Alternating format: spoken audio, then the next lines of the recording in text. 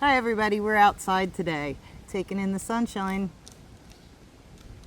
That would be you. So as you can see, we're having some technical difficulties with this. Dog's also joining us today. So I think the topic for today is just going to be adapting, accepting. Acceptance has been the biggest struggle that I had in my recovery so far. And I had to learn that I needed to accept things even if I didn't like them. I was allowed to not like something, but I had to accept how it was. There were relationships, jobs, the fact that I can't own a horse right now. There's a lot that I just have to accept, but I don't have to like it. Accepting things brought me to a point where I could move forward and away from things. I don't know. How do you feel about it? I didn't understand the whole concept of you can accept things as they are, but still not like it. I was always fighting myself in a circle, not being able to accept sort of like the reality of situations because I didn't like it, because it was uncomfortable. I struggled with accepting being uncomfortable in life. That people told me early, get comfortable being uncomfortable. And I started to accept that. And I started to accept certain things about myself and about situations that I don't like it. There's certain things in my life to this day I still don't like, but I've accepted them. And once I kind of put down that baggage, it sort of frees you a little bit. You know what I mean? Oh, absolutely. I stopped looking for the answer at the bottom of a glass. Yep. I stopped looking for it at the bottom of a bottle. I started to not run away from things. My first response wasn't "fuck you," and walk away. And that was probably the hardest thing to not do is, drop an F-bomb and peace out. To sit in things I didn't want to sit in. That I had to get that grasp on acceptance with it.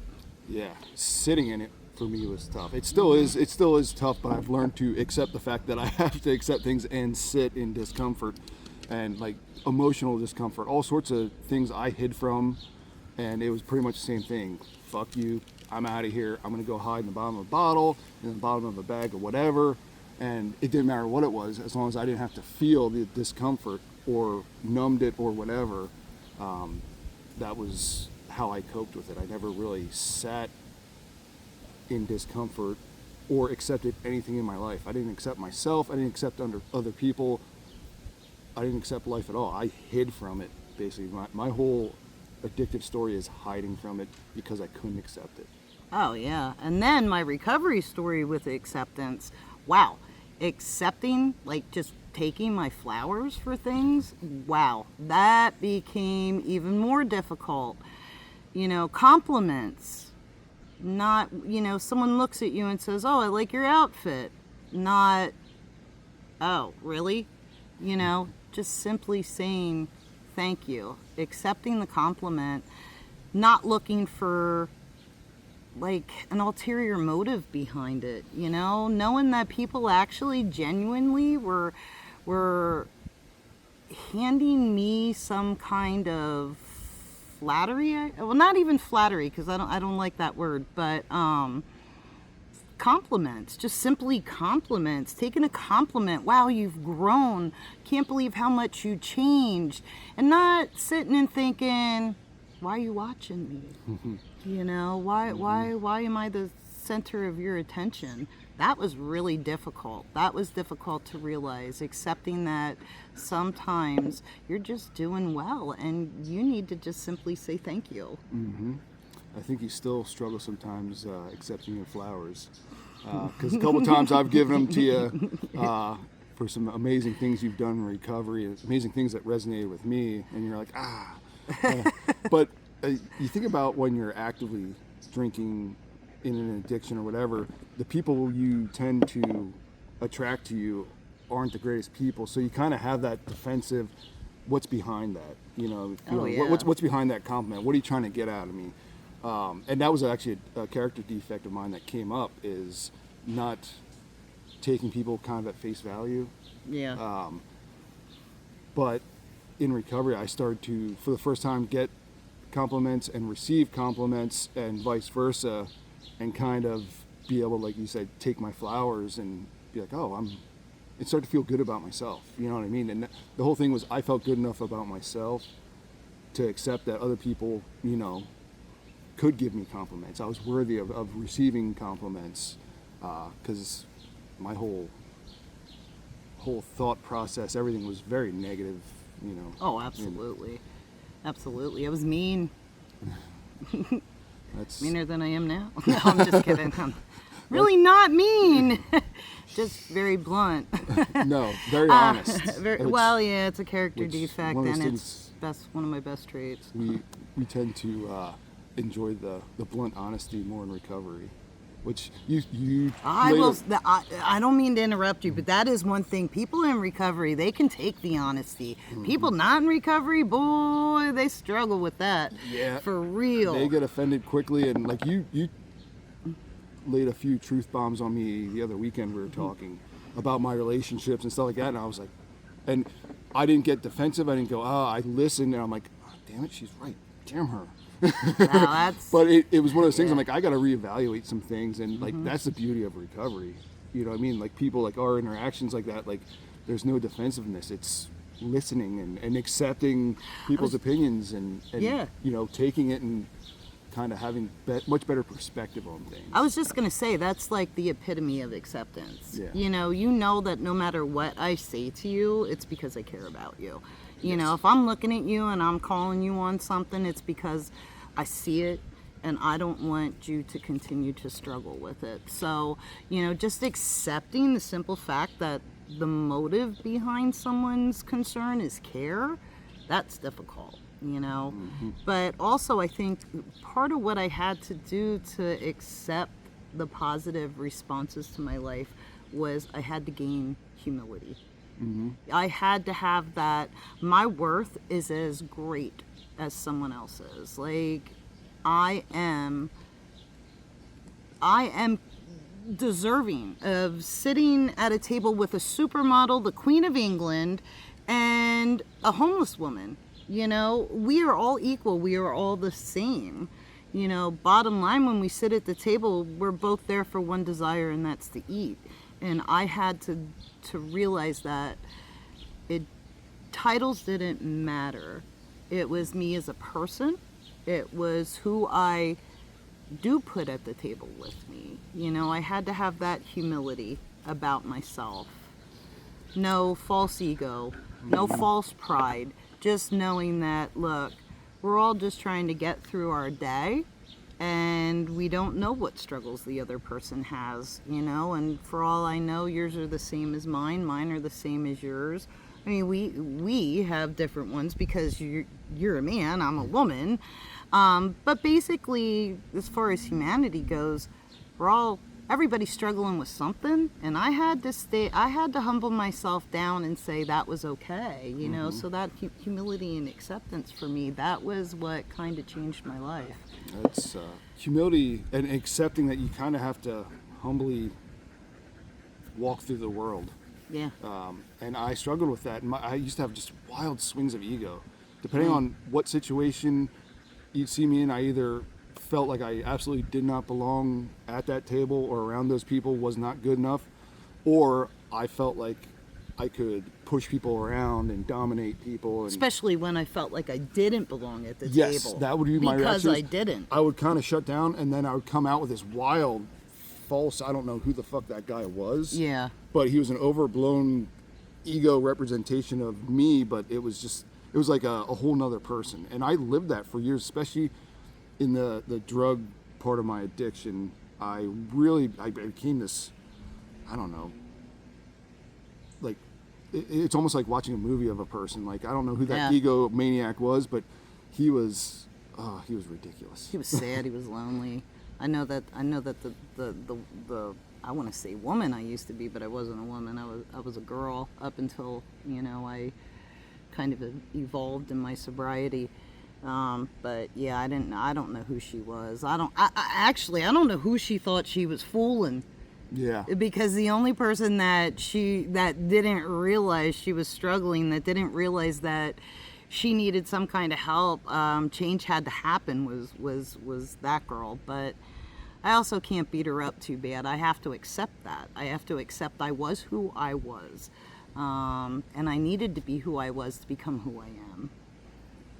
And I don't know. I think That's I had to hug the cactus. I think it was the way it was put to me. Like I had to accept that's a part of my story, part of who I was. It's a piece of who I am. Like if you ever get into the old shadow work crap, whatever. But like I had to kind of hug the cactus and accept, those pieces of me. And once I kind of accepted that I was sick, everyone knew it but me.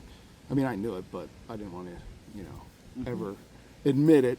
But I kind of, once I got humble and accepted myself and those parts of me, good and bad, and kind of became more of a whole person. Yeah. I actually became whole, accepting the bad parts of me, the bad things I'd done, making, an amends. All that crap goes into making me a whole person, accepting myself. For the first time in my 40s, I actually accepted myself. It took 40 years of struggling, And you say sick. I just lost my train of thought due to the dog. Sorry. But when you say you were sick, and the thing is, like, I at one point in time was better or more accepting of saying, you know what, I have mental issues. Alcohol isn't my issue, right? And I guess I didn't really realize, and I couldn't accept that the alcohol was a symptom of myself. It wasn't that, yes, I'm an alcoholic. I trained myself to become dependent upon numbing things like we were just talking about, not wanting to feel, not wanting to accept, peace out into everything. So it became a learned behavior, and I didn't know how to cope with the world without it. And then when I finally decided I'm putting it down and enough is enough, and I identified as someone who was never going to drink again, I didn't want to just white knuckle life, and I had to begin to work on myself, letting go and acceptance, and things began to evolve, especially when I realized that the problem was me. I would tell me that before, I'd tell you 500 excuses why after fuck you. So I really had to learn to embrace, hug the cactus. I like that. I had never heard that before, by the way. I really like that. I might use that. You're gonna get that sold in from you. It's the first time it was said to me, I didn't know what he was talking about. I thought everything that was put to me was coming from crazy people. But You were like, you want me to prick myself? yeah, I'm like, what? This makes no sense. And then he explained. I'm like, oh, okay. As I So did. explain it to us. Tell us. I had to. Well, when you're doing your inventories and stuff like that, I had to write out fears. Things I've done to other people, harm I've caused, all that stuff, and I had to look at the person that did that, and like we broke it down. I broke it down by different categories. How did that affect them? How did it affect me? What was my part in things? How did that affect my drinking? How did my drinking affect it? And writing all this stuff down, I came to this bare bones sort of journal of my actions and who I really was at that time. That's the thing is, I was not accepting of who I actually was in my addiction. I had to go through step work to really come to terms with who I really was and face that. Once I face that, I can make a proper amends to people, kind of, spiritually clean myself out. And that was really when I started to accept myself. But, you had to hug the cactus. You had to hug the ugly parts, the parts that are prickly and hurt. Yep. And then for me, it wasn't just hugging the cactus. It was admitting that to another human being. Looking at someone else who came before me and, letting all of those things that haunted me go, saying it and realizing that I wasn't going to be turned on, they weren't going to be used against me, you know. And if you aren't in a 12-step program, go to therapy. Tell your therapist. Tell somebody, you know, tell anybody. Well, not anybody. Let me scratch that, because we also make sure that we don't harm others with our story, right? Because there are just, you know, there are just some people that aren't going to be able to handle that. So don't just tell anybody. That's not good. But you know, in the 12-step program that we stem from, we use someone that came before us to go ahead and alleviate ourselves from those past burdens, those resentments, and to move towards that acceptance of self. You know, I learned that the girl that came before the woman I am, I needed to hand her some flowers too, because she kept me alive. She kept me surviving until it was time, you know, and Yeah, I know what you mean though. Kind of that version of me that was, you know, acted those ways and did those things. That was a survival mechanism. That was the thing that kept me alive. Because I mean, I couldn't stand myself or anything. Like I was not, you know, that was my coping mechanism. When that went away, things actually got a little bit harder. But you know, early in recovery, it's you take away your coping mechanism and your thing, and you got to really panic mode. Yes, exact panic mode. Almost put you. Ugh. Ugh, yeah. It was rough. We're both like, oh. The first few months was rough, and that's why you kind of get into the step work or doing work or therapy or whatever you got to do. You really jump into it because you're in a raw, open wound, you know, a raw nerve, pretty much at that point, and that's the best time emotional to do the work. roller coaster if you have ever. Yeah, and I didn't like I'm not a roller coaster fan. So that part was not fun for me. I think the more stripped down you are, the more it sets in and it seems to take hold. And that's why a lot of times they say recovery's hard. It's hard, and they say, you know, put down the drink, start working on yourself. Don't worry, it gets worse. You know, but it always does. It gets worse before it gets better.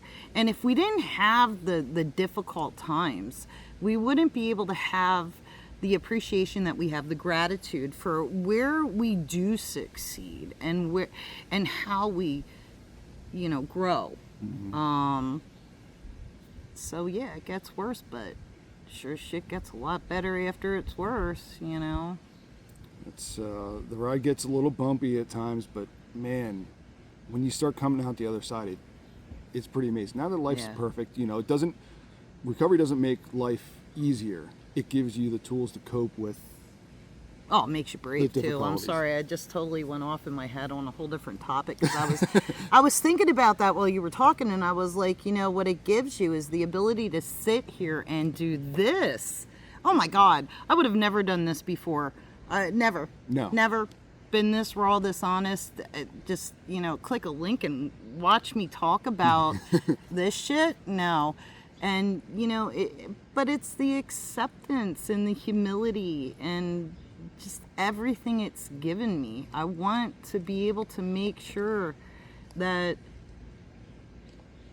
no one out there feels like they're alone. You know, if you're scared to walk into a room of a 12-step program, you know, then hey, what the fuck? We brought it from the church basement right here to you, trying to help as much as we can. We're not therapists, that's for sure. We're just two people trying to get by, and that's what I think works the best with recovery is one alcoholic, one addict being here for each other.